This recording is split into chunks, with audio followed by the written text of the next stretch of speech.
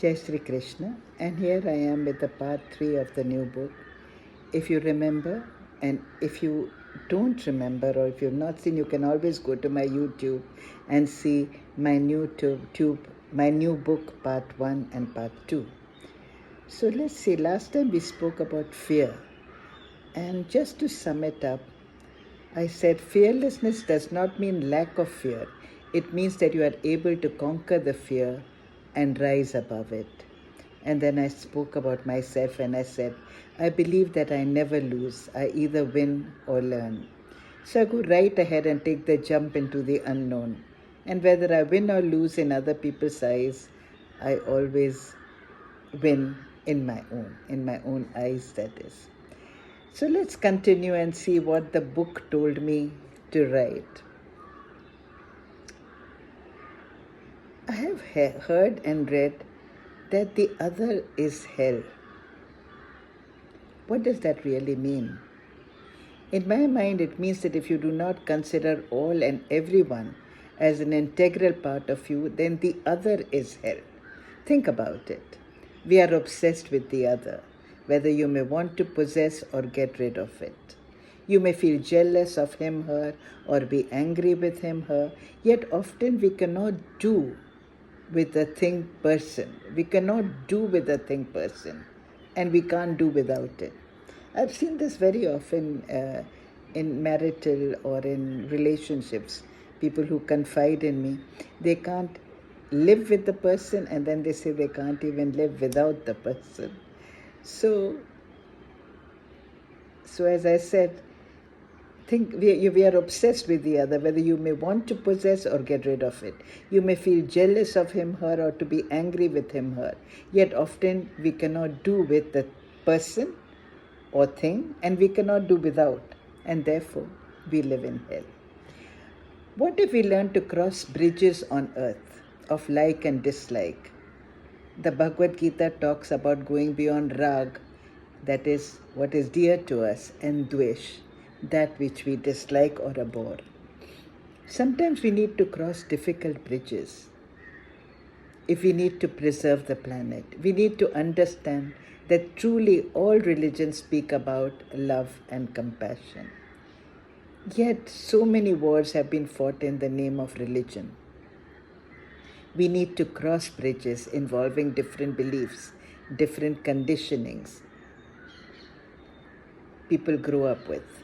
If only we could now think of what quantum physics has proven, that all matter is actually energy. Incidentally, all that science is now proving was known to the ancient sages and saints in various parts of the world. So if we think about it, if we are just energy or consciousness, all the identities that we gather about religion, nationality, race, caste, creed, etc., in reality do not exist because we are all one. These are divisions in our own minds, reinforced by society, because all energy, all consciousness is one. I resonate with the following statement. Sometimes crossing certain bridges I fear, I have already reached the beyond. Yet again, every day I meet with imperfection. And imperfection invents creativity. One thinks, one feels alive, and one writes a book. However, a book also remains alive only during the writing, or as I am reading it out to you. These are some gems of truth that I have collected over the years. Quantum physics has proven that all matter is actually energy. What science is proving now was known to the ancient rishis, as I said, and what all the enlightened souls always knew, be they from any part of the world. So all the difference that we gather regarding religion need to be relooked. We need to relook at that. We are one. The divisions in our nationalities, caste or creed are divisions in our own mind, reinforced by the environment and way of thinking in our society. All energy, all consciousness is one. So it's only 4-5 minutes that I have spoken, But I think it's a deep subject, and I'm sure all of us have heard about it. Because in Hinduism, Vedanta speaks that not only, of course, there is one God, but that we are part of that one God. What I breathe out, you breathe in. What you breathe in, I breathe out. So we are so interconnected.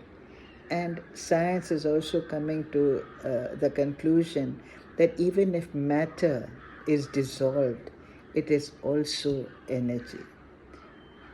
So when we think about being one, see, we have to act differently. I cannot act the same with a brother or a sister or a husband or a father or a son. Our way of acting with them may be different, but our love can be the same. Our caring can be the same. Our feeling for each one can be the same. Think about it. Go through it again if you like. But until next time, you take care and God bless.